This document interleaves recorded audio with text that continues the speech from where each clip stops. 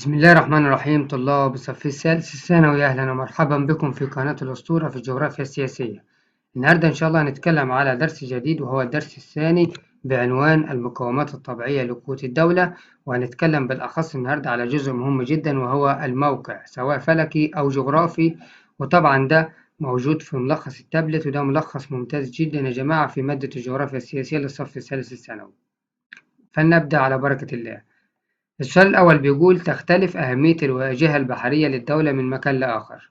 الواجهة البحرية يعني المكان اللي بتطل به الدولة على البحر، ومن نماذج الواجهات البحرية عديمة القيمة يعني واجهة بحرية مش بيستفيدوا منها كتير. هل السواحل الشمالية لروسيا، ولا السواحل الشمالية لمصر، ولا السواحل الشمالية للمغرب، ولا السواحل الجنوبية لفرنسا؟ تعالوا نشوف خريطة العالم. لو بصينا في خريطة العالم هنلاقي السواحل الشمالية لروسيا بتطل على المحيط القطبي الشمالي، ودي منطقة متجمدة يبقى مفيش استفادة منها خالص. تمام. والسواحل الجنوبية على البحر المتوسط بالنسبة لفرنسا، وبالنسبة لمصر في الشمال على البحر المتوسط، وبالنسبة للمغرب شمال على البحر المتوسط وجزء منها على المحيط الأطلنطي. كله بيستفيد من الواجهات البحرية ما عدا روسيا لأنها بتطل على المحيط القطبي الشمالي في المناطق الشمالية دي. تمام. يبقى هنا المناطق اللي واجهتها البحرية عديمة القيمة هنختار السواحل الشمالية لروسيا. السؤال رقم 2 بيقول: تتوقف قيمة الجبهة البحرية على الظهير الخلفي للساحل، يعني قيمة الدولة من الناحية البحرية بتتوقف على الظهير الساحلي. ومن نماذج مناطق الظهير الساحلي قليل الأهمية التي تقع على أكتر ظهير ساحلي قليل الأهمية هتلاقوه يا جماعة يا إما على البحر المتوسط أو الأحمر أو الشمال أو الأدرياتي. طبعا من وجهة نظري البحر الأحمر. طب ليه يا أستاذ البحر الأحمر؟ نجيب خريطة العالم، نكبر الخريطة نعتبرها دي خريطة مصر. تمام؟ نعتبرها خريطة مصر. أدي الجزء اللي فيه مصر ده اسمه ساحل البحر الأحمر في مصر والسودان، ده كله ده ساحل البحر الأحمر في مصر والسودان، كل ده يا جماعة اسمها جبال البحر الأحمر. تمام. فهنا مصر مش ما تستفيد من الواجهة البحرية قوي هي والسودان، يبقى ده معناها الظهير الساحلي هنا جبلي عكس الشمال. عكس مين؟ عكس الشمال. السؤال اللي بعد كده رقم 3 بيقول: تتأثر الأنشطة البشرية التي يمارسها السكان بدرجة كبيرة بطبيعتها. طبعا النشاط البشري اللي بيمارسه السكان بيتأثر أكتر لو أنت محافظ الدرس وفاهمه قوي. الموقع الفلكي دوار العرض هي أكتر حاجة بتأثر على نشاط الإنسان. هل الموقع بالنسبة للدول المجاورة، ولا المواقع المركزية والهامشية، ولا الموقع بالنسبة لدوائر العرض، ولا المواقع الاستراتيجية؟ هنختار الموقع بالنسبة لدوائر العرض لأن هي أكثر تأثيرا في تحديد الملامح العامة لمناخ الدولة ونشاط الإنسان. رقم 4 بيقول: من الخريطة التي أمامك أجب. هنا خريطة دولة جنوب أفريقيا وبوتسوانا وسويسرلاند ولوسوتو، يعني منطقة جنوب أفريقيا. تقع دولة لوسوتو وسط جنوب أفريقيا. تمام. لوسوتو داخل جنوب أفريقيا. مائلة تقع وسط جنوب أفريقيا، مائلة إلى جهتها، يعني هي مائلة جهتها لوسوتو. هل جهة الغرب، ولا جهة الشرق؟ تمام. ولا جهة الشمال، ولا جهة الجنوب؟ طبعا يا جماعة لو خدنا بالنا إن لسوتو تقع وسط جنوب أفريقيا مائلة جهتها، طبعا مائلة هنا جهة الشرق. مائلة جهتها الشرق المكان ده بالظبط، يبقى هنا مائلة جهتها الشرق. السؤال اللي بعديه برضو: يحد جنوب أفريقيا من جهة الشمال الغربي. الشمال الغربي هنا يا جماعة، الشمال الغربي اللي هي المنطقة دي، واخدين بالكم؟ شمال غربي اللي هي المنطقة دي لو جبت خريطة العالم هتلاقيها دولة ناميبيا. هتلاقيها دولة مين؟ ناميبيا. تعال نشوف خريطة العالم. ادي خريطة العالم فيها جزء من افريقيا. دولة جنوب افريقيا هنا اللي بيحدها من الجنوب الشرقي يا جماعة، من الجنوب الغربي انا اسف، دولة ناميبيا. دولة مين؟ ناميبيا. تمام. يحد جنوب افريقيا من جهة الشمال الشرقي. الشمال الشرقي هنا يا جماعة دولة اسمها موزمبيق، سويسرلاند وموزمبيق، بس الاكثر موزمبيق. تمام. موزمبيق. وهذه الخريطة يا جماعة من الشمال الشرقي دولة موزمبيق. موزمبيق. طيب. يحد جنوب أفريقيا من جهة الشمال دولتين. من جهة الشمال أدي جنوب أفريقيا، من جهة الشمال مين؟ دولة بوتسوانا. تمام يا جماعة. أها، بوتسوانا. وجزء كبير من زيمبابوي، ده من ناحية الشمال، من ناحية إيه؟ الشمال. يبقى هنا بوتسوانا وزيمبابوي همات يا جماعة. رقم ب زيمبابوي وبوتسوانا، ودي حاجات سهلة خالص بأمر الله تعالى تحلوها من خريطة العالم في الامتحان الموجودة في كراسة المفاهيم أو خريطة العالم اللي تستعين منها بها في الامتحان. فلازم تركزوا معايا خالص وتاخدوا بالكم من الأسئلة دي. سؤال رقم 5 بيقول: يتميز الجانب الأكبر من دول القارة الأفريقية. دول القارة الأفريقية اللي هي قارة أفريقيا يا جماعة الموجودة دي قدامكم دي، تمام؟ قالك يتمثل الجانب الأكبر من دول القارة الأفريقية بإشرافها على البحر بوجهتين، ولا إشرافها على البحر بوجهة واحدة، ولا إشرافها بجبهات داخلية على الدول المجاورة، ولا إشرافها على البحر من جميع الجهات. لو ركزنا في خريطة أفريقيا هنلاقيه معظمهم جبهة واحدة زي ناميبيا، أنجولا، الكونغو، الجابون، نيجيريا، غانا، ساحل العاج، ليبيريا، سيراليون، كل حتى موريتانيا. معظم الدول تنزانيا، كينيا، تمام، موزمبيق، تمام، معظم الدول بتطل على البحر بوجهة واحدة. طالما بتطل على وجهة واحدة يبقى أكتر حاجة إشرافها على البحر بوجهة واحدة. سؤال رقم 6 بيقول: من خلال تحليلك للجدول التالي، تمام، يتضح أن أكثر القارات تنوعًا في الأنشطة الاقتصادية. طالما قال لك أكتر قارة متنوعة في الأنشطة الاقتصادية يا شباب، يبقى تختار القارة اللي بتمتد في عدد كبير من دوائر العرض. هنا قال لك آسيا من 10 جنوبًا ل81 شمالًا، هنجمع يبقى 91 دايرة عرض. أفريقيا 34 جنوبًا و37.5 شمالًا، تمام، يبقى قد إيه يا جماعة؟ يبقى 72 درجة. بعد كده أمريكا الشمالية 12 و56 يبقى 68 درجة. أوروبا 36 و71 يبقى 107 درجة. هتلاقوا أكتر حاجة مين يا جماعة؟ ركزوا معايا. في ناس هتقول أوروبا، أنا معاك، بس أوروبا طالما قال شمال وشمال هنطرح مش هنجمع هنا يا جماعة، هنا هنطرح هتبقى 71 ناقص 36، تمام؟ يبقى هنا أكتر واحدة ممتدة في دوائر عرض هي قارة آسيا. يبقى هنا أكتر دولة متنوعة في الأنشطة الاقتصادية هي قارة مين؟ قارة آسيا يا شباب، عشان تمتد في عدد كبير هنجمع 10 جنوبا زائد 81 شمالا. 7. تتضاءل أهمية الموقع الجغرافي لغالبية دول القارة الأفريقية لأنها طبعا معظم دول قارة أفريقيا أهمية موقعها الجغرافي يتضاءل لأن معظمها دول حبيس زي تشاد، جنوب السودان، النيجر، مالي، تمام، أوغندا، هاخدوا بالكم منها، رواندا، بوروندي، زيمبابوي، زامبيا، بوتسوانا. يبقى معظم دول القارة مالها حبيسة.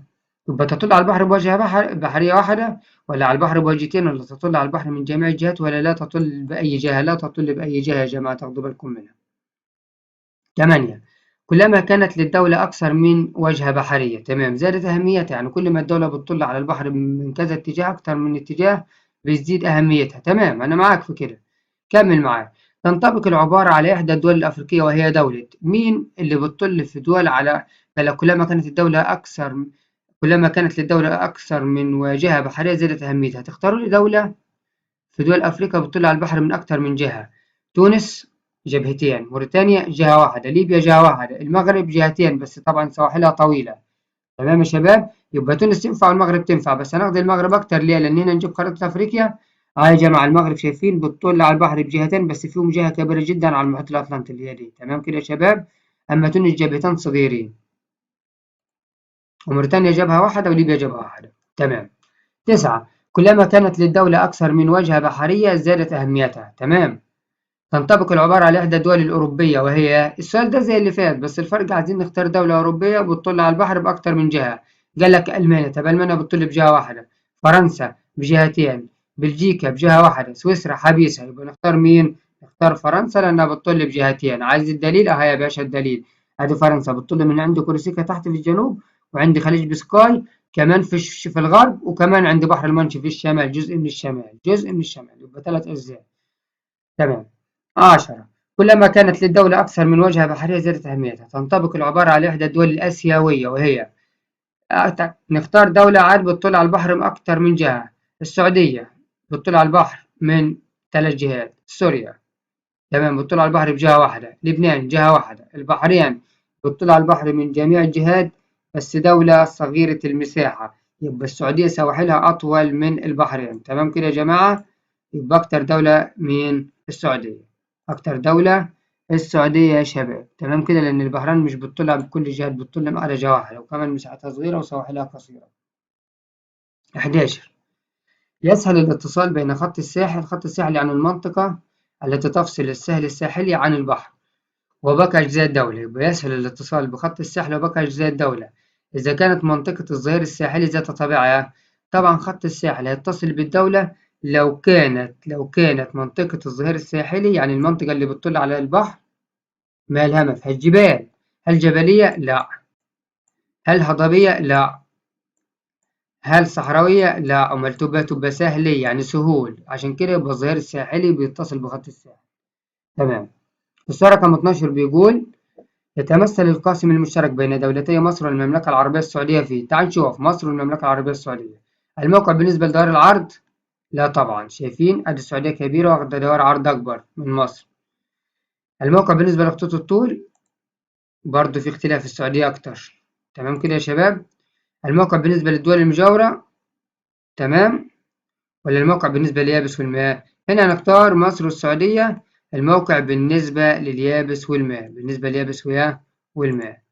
تاخدوا بالكم من الحتة دي مهمة جدا يا شباب. السؤال 13 بيقول: يرتبط تفوق مصر على تونس في المواقع البحرية بإيه؟ تعال شوف تفوق مصر على تونس فيها: في طول خط الساحل، ولا الظهير الساحلي، ولا أهمية المسطح المائي، ولا التمتع بالثروات البحرية؟ لو ركزنا بين مصر وتونس، أدي مصر يا شباب، أدي مصر. نجرب الخريطة ليكم.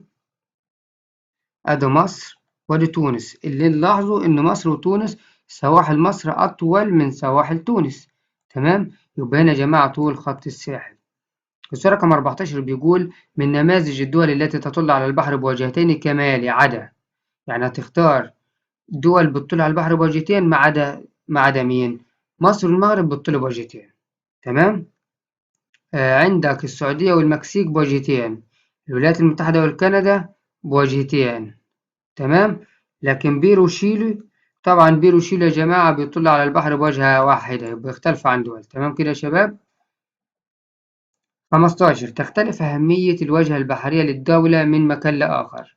ومن نماذج الواجهات البحرية عديمة القيمة، تختار الواجهة بحرية مفيش استفادة منها خالص. دي يا جماعة بيقول لك الساحل الشمالي لكندا، والسواحل الشرقية للولايات، والسواحل الغربية للمغرب، والسواحل الغربية لفرنسا. ادي السواحل الغربية للمغرب فيه استفادة منها، وادي السواحل الغربية لفرنسا فيه استفادة منها. تمام. لكن ركزوا معايا في اللي هقوله دلوقتي. تمام. عندك السواحل الشمالية لكندا هنا بتطل على المحيط القطبي الشمالي، زي السواحل الشمالية لروسيا، يعني مفيش استفادة منها. والسواحل الشرقية للولايات المتحدة في استفادة منها على المحيط الأطلنطي. يبقى هنا نختار السواحل الشمالية لكندا، هي اللي قليلة القيمة أو قليلة الاستفادة. تمام كده. فده برضو سؤال مهم جدا تاخدوا بالكم إياه منه.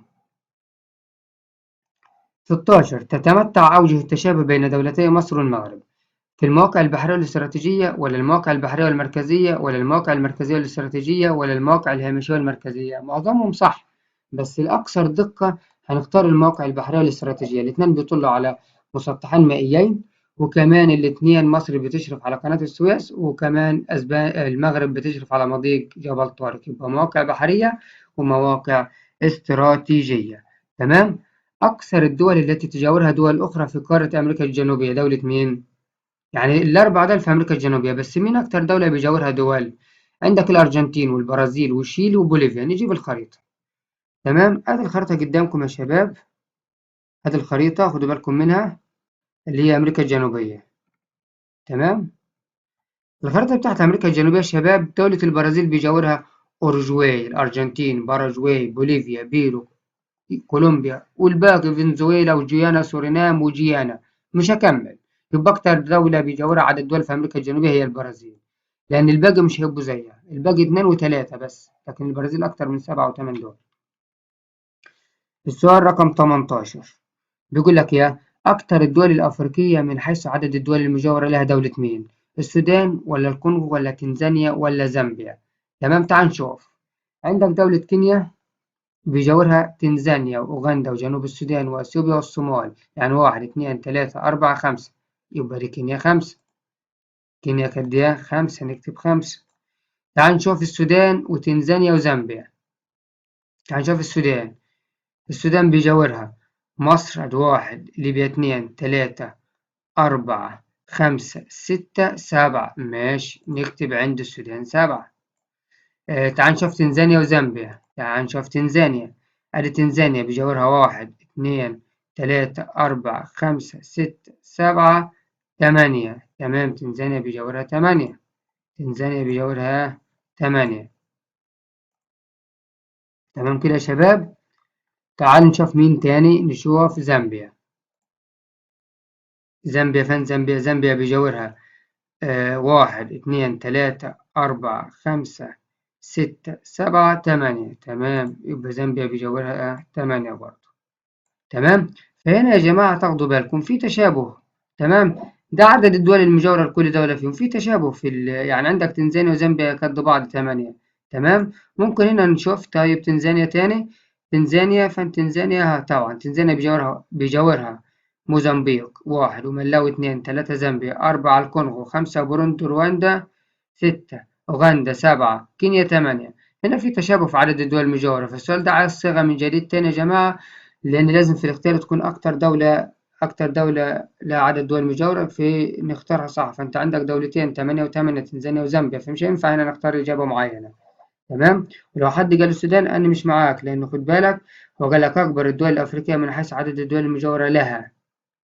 تمام. فعندك تنزانيا 8 وزامبيا 8 والكونغو 5 والسودان 7. فهنا في اختلاف شوية في السؤال، فممكن نعيد النظر فيه مرة أخرى، أو ممكن يعيد صياغته مرة جديدة. تمام. كمل مع بعضنا.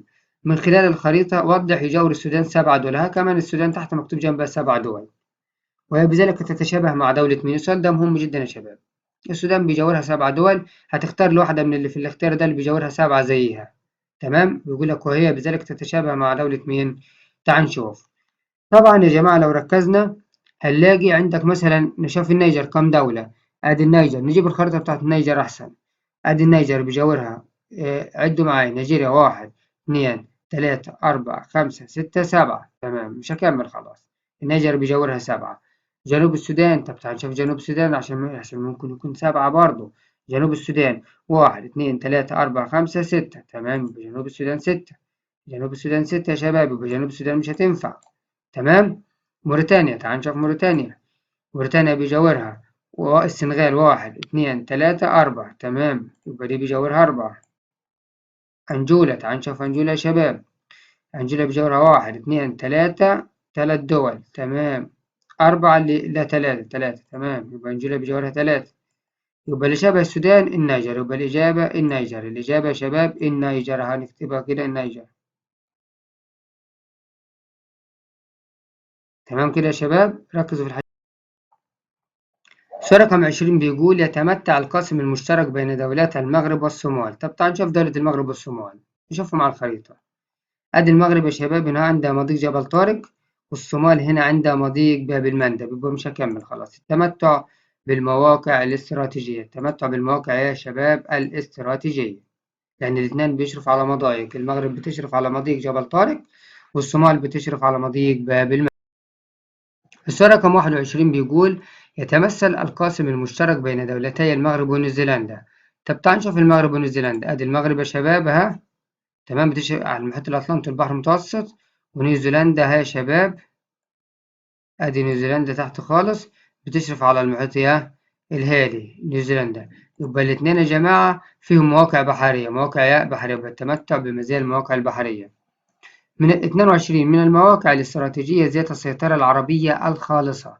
تعال نشوف مين. مضيق باب المندب بتشرف عليه اليمن وجيبوتي وجزء من الصومال. مضيق جبل طارق المغرب واسبانيا، بدل ما ينفعش ان عايزين كله عربي. مضيق هرمز ايران وعمان، كل ايران مش دولة عربية. موزمبيق افريقي بالكامل. تمام، يبقى هو مضيق باب المندب ذات السيطرة العربية الخالصة. تمام. هنا 23 تضم أكثر من نص عدد الدول الحبيسة في العالم قارة مين؟ معروف أكتر قارة فيها دول حبيسة قارة أفريقيا. تمام كده، خدوا بالكم من دي. 24 من نماذج قارات العالم التي تخلو من وجود الدول الحبيسة. طبعا دي واضحة خالص جدا. القارتين اللي مفهومش دول حبيسة هي أمريكا الشمالية وأستراليا، بس أستراليا وأمريكا الشمالية. ركزوا معايا. من خلال الخريطة أي من الدول التالية تعتبر حبيسة رغم إشرافها على مسطحات مائية؟ تعال نشوف. هنا رقم اتنين دي أثيوبيا حبيسة بس مش بتشرف على مسطحات مائية. هو قال لك رغم إشراف على مسطحات مائية. 4 الكونغو بتشرف ومش حبيسة. 1 جنوب أفريقيا بتشرف ومش حبيسة. لكن رقم 3 هناخدها ليه؟ لأنها دولة أوغندا. لما لها دولة أوغندا؟ دولة أوغندا بتشرف على بحيرة فيكتوريا وحبيسة. عشان ما حدش يقول لي طب ناخد 2 أثيوبيا. طب أنت عرفت كيف 2 أثيوبيا؟ ما أنت هتفتح الخريطة يا ابني. ادي 2 هنا اثيوبيا ها مش بتشرف على اي مسطح مائي، هي حبيسة. بس هو قال لك في السؤال بتشرف على مسطحات مائية. يبقى نختار دولة 3 لأنها دولة أوغندا. دولة مين؟ أوغندا. أوغندا يا جماعة موجودة على بحيرة فيكتوريا، رغم ذلك بس دولة حبيسة لأن البحيرة لا تعتبر مسطح مائي يوصل الدولة بالعالم الخارجي. أديني قلت ركزوا معي في الحاجات دي مهمة جدا. 26. الدولة التي تمتد أراضيها في عدد دوائر عرض أكبر بكثير من عدد خطوط الطول. طالما قال لك دولة تمتد في عدد كبير من دوائر العرض تكون دولة طولية كده يا شباب. شايفين الرسمة دي؟ كده أهو. لكن لو دولة كده مستطيلة خطوط الطول أكتر كده. الدولة عشان يبقى فيها دوائر عرض أكتر تبقى كده الرسمة ديت الأولانية. طب فرنسا ولا منغوليا ولا إيطاليا ولا تركيا؟ طبعا هنختار إيطاليا لأن رسمة دولة إيطاليا كده يا شباب. إيطاليا كده. تمام. ادي ايطاليا بعدد الدوائر العرض اكتر اهي. ادي دوائر العرض اهي يا شباب. ادي دوائر العرض اللي انا مرسمها الخطوط دي. بنختار ايطاليا. طيب السؤال رقم 27. الدولة التي تمتد أراضيها في عدد خطوط طول أكبر من دوائر العرض. بص يا شباب، عدد خطوط طول يعني لازم الدولة تبقى شكلها كده. عدد خطوط طول تبقى الدولة شكلها كده. طب مين اللي شكلها كده؟ مصر ولا منغوليا ولا شيلي ولا بلجيكا؟ منغوليا. طب انت استاذ بتجاوب ازاي؟ اهو يا شباب. اهي يا شباب منغوليا. اهي يا شباب منغوليا. منغوليا على الخريطة مستطيلة. تمام. يبقى فيها خطوط طول أكتر من دوائر العرض. السؤال رقم 28 بيقول: من أكثر الدول تنوعًا مناخيًا بسبب الشكل العام. مين أكتر دولة متنوعة في المناخ؟ طب تعال نشوف تركيا. تركيا بتاخد الشكل كده يا شباب. تمام. يبقى خطوط الطول كتيرة. شيلي بتاخد الشكل كده يا شباب. تمام. مش هكمل بقية الاختيارات. هي شيلي. ليه متنوعة في المناخ؟ لأنها تمتد في عدد كبير من دوائر العرض. السؤال ده جميل خالص خالص خالص جدا يا شباب وركزوا فيه. طب منغوليا كده برضه شبه تركيا. وهولندا دولة صغيرة المساحة يعني بتمتد في عدد قليل من دوائر العرض وخطوط الطول. تمام. والتنوع المناخي بيرتبط بعدد كبير من دوائر العرض. 29. من خلال الخريطة التي أمامك حدد الدولة ذات الأهمية المركزية والاستراتيجية معا. ركزوا معايا يا شباب. دولة فيها أهمية مركزية واستراتيجية. كلنا عارفين مركزية مصر. تمام. طب مصر مركزية لأنها تتوسط دول العالم. تتوسط قارة العالم. طب واستراتيجية فيها قناة السويس. إيه يا واحد؟ إيه هو رقم واحد؟ مصر. طب أنت عرفت رقم واحد مصر كيف؟ تبص على الخريطة دي رقم واحد هنا وتروح لخريطة العالم. رقم واحد مكتوب هنا. أدي مصر أهي يا شباب أهي. تمام كده؟ يبقى هي مصر أم الدنيا. ركزوا معايا يا شباب.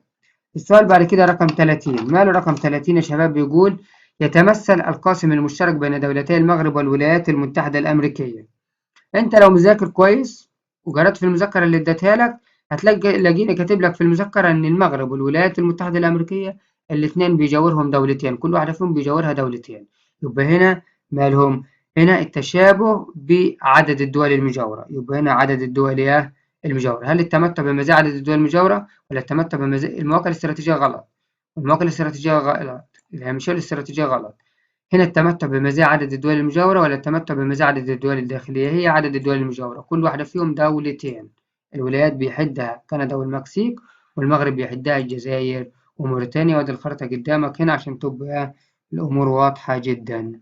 الولايات المتحدة وادي المغرب. تمام يا شباب؟ طيب السؤال رقم 31. تمام. يتمثل الفارق بين دول غرب أوروبا ودولة السودان فيها. دول غرب أوروبا. دول غرب أوروبا يا شباب اللي هي دي. كبر الخريطة معاي.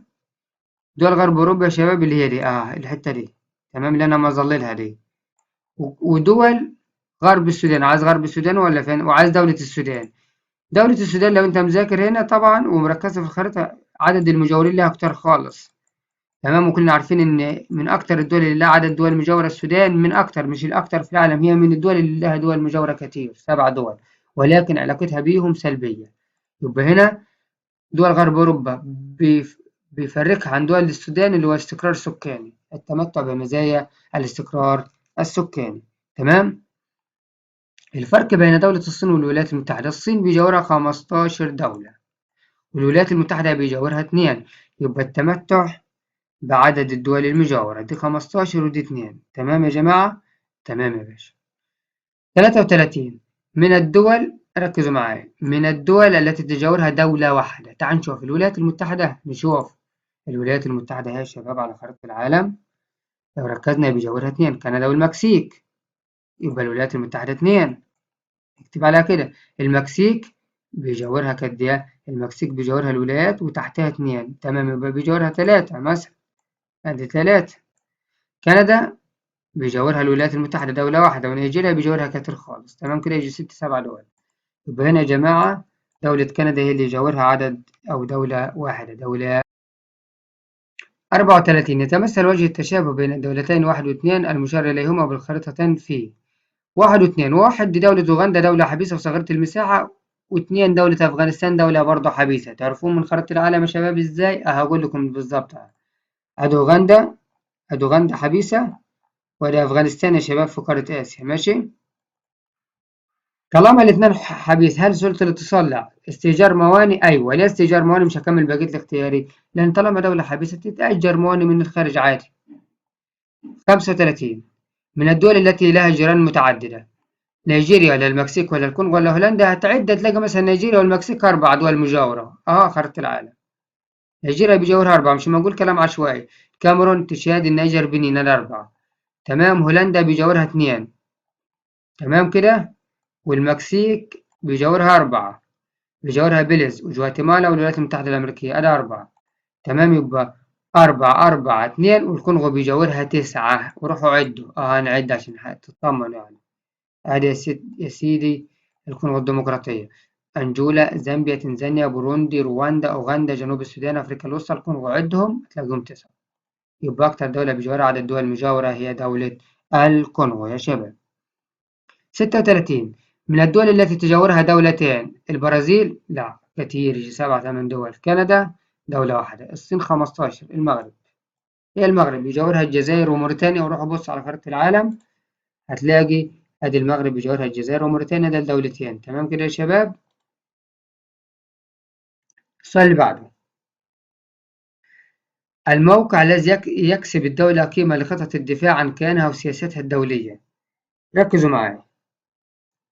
أكتر موقع يدي للدولة كيان ويخليها تحافظ على كيانها وسياستها الدولية هو الموقع يا شباب الجغرافي ولا الفلكي ولا المركزي ولا الموقع الاستراتيجية؟ طبعا نختار الموقع الفلكي. ليه نختار الموقع الفلكي؟ لأن كل ما زادت عدد دوائر العرض في الدولة وخطوط الطول كل ما زادت مساحة الدولة، ويدي الدولة عمق جغرافي يخليها تحمي نفسها لأن مساحتها كده هتكون كبيرة. خدوا بالكم من الحاجات دي. 38.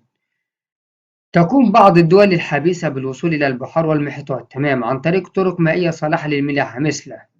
هنا خدنا يا جماعة إن الدول الحبيسة تستطيع الوصول للعالم الخارجي من خلال استخدام الأنهار الدولية زي نهر الراين والدانوب في أوروبا. يبقى هنا نختار نهر الدانوب وأنت مغمض هنا، لأن السين والنيل وريجراند مش تبع الموضوع خالص. 39. من نماذج الدول التي تتمتع بمزايا تنافسية من حيث موقعها الجغرافي. يعني إيه بمزايا تنافسية؟ يعني تقدر تنافس من حيث موقعها الجغرافي كمان وتبقى من الدول الكبرى. مصر ولا المملكة العربية السعودية ولا الصومال ولا المغرب؟ طبعا بمزايا تنافسية من حيث موقعها الجغرافي هنختار مصر لأن موقعها مركزي يا شباب، تتوسط دول العالم وكمان بتشرف على مسطحات مائية كبيرة زي البحر الأحمر والمتوسط ووجود قناة السويس. 40. من نماذج قارات العالم التي يمكن أن نطلق عليها أنها داخلية التوجه. يعني إيه قارة عالم يمكن أن نطلق عليها داخلية التوجه؟ يعني تحتوي على عدد كبير من الدول الحبيسة. تمام، نختار قارة أفريقيا لأن أكتر قارة فيها دول حبيسة. وبكده يا شباب نكون خلصنا جزئية بسيطة خالص عن الموقع، وبإذن الله هنزل لكم اختبارات وتدريبات كتيرة. تابعونا على القناة وما تنسوش الإعجاب بالفيديوهات عشان يوصل لكم كل جديد. بالتوفيق للجميع، والسلام عليكم ورحمة الله وبركاته.